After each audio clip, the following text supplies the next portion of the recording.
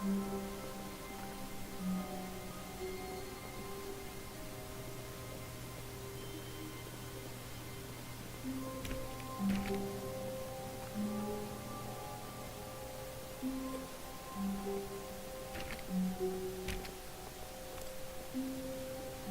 Stanley came to a set of 2 open doors, he entered the door on his left.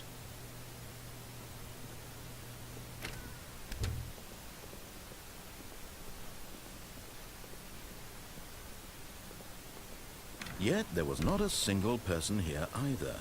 Feeling a wave of disbelief, Stanley decided to go up to his boss's office, hoping he might find an answer there.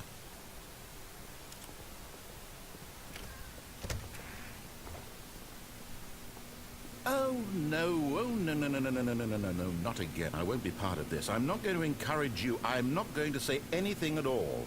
I'm just going to be patient and wait for you to finish whatever it is you enjoy doing so much in this room. Please take your time.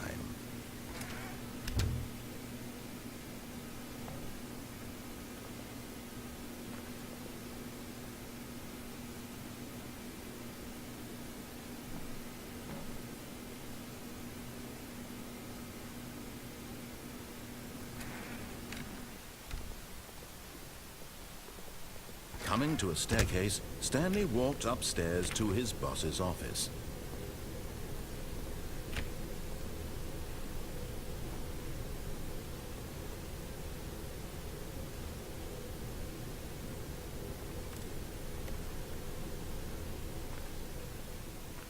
But Stanley just couldn't do it.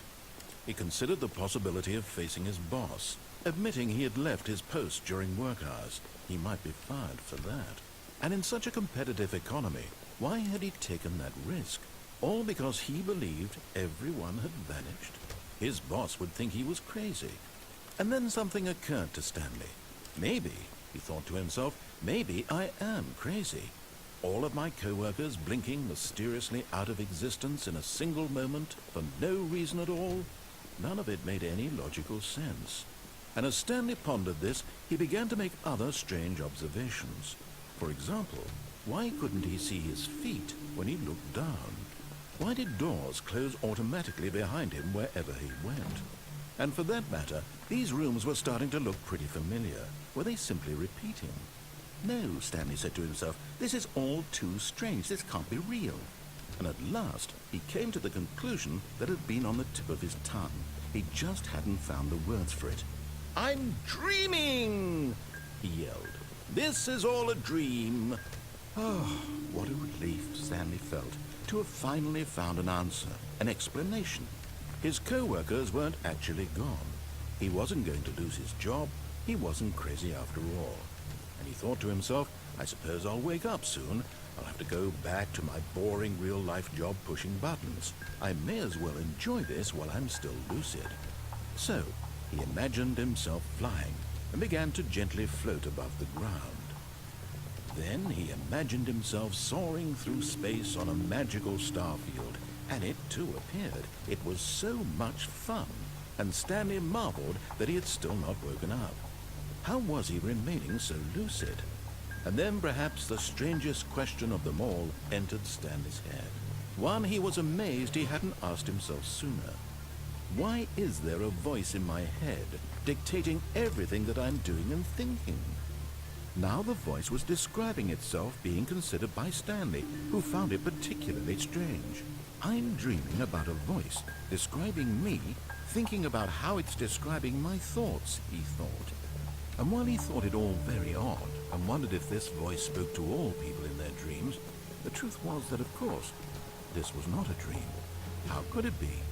Was Stanley simply deceiving himself, believing that if he's asleep, he doesn't have to take responsibility for himself? Stanley is as awake right now as he's ever been in his life. Now, hearing the voice speak these words was quite a shock to Stanley. After all, he knew for certain, beyond a doubt, that this was in fact a dream. Did the voice not see him float and make the magical stars just a moment ago? How else would the voice explain all that? This voice was a part of himself too. Surely, if he could just... He would prove it. He would prove that he was in control, that this was a dream. So he closed his eyes gently, and he invited himself to wake up. He felt the cool weight of the blanket on his skin, the press of the mattress on his back, the fresh air of a world outside this one. Let me wake up, he thought to himself. I'm through with this dream. I wish it to be over. Let me go back to my job. Let me continue pushing the buttons. Please, it's all I want. I want my apartment, and my wife, and my job. All I want is my life exactly the way it's always been. My life is normal. I am normal. Everything will be fine. I am okay.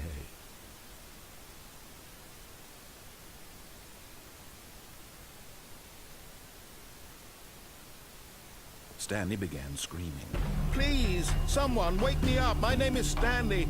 I have a boss. I have an office. I am real. Please, just someone tell me I am real. I must be real. I must be. Can anyone hear my voice? Who am I? Who am I? And everything went black.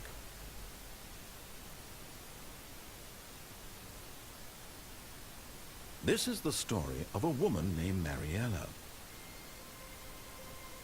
Mariella woke up on a day like any other. She arose, got dressed, gathered her belongings, and walked to her place of work. But on this particular day, her walk was interrupted by the body of a man who had stumbled through town talking and screaming to himself, and then collapsed dead on the sidewalk. And although she would soon turn to go call for an ambulance, for just a few brief moments, she considered the strange man. He was obviously crazy. This much she knew. Everyone knows what crazy people look like. And in that moment, she thought to herself how lucky she was to be normal. I am sane. I am in control of my mind. I know what is real and what isn't. It was comforting to think this, and in a certain way, seeing this man made her feel better. But then she remembered the meeting she had scheduled for that day, the very important people whose impressions of her would affect her career, and by extension, the rest of her life. She had no time for this, so it was only a moment that she stood there, staring down at the body. And then she turned and ran.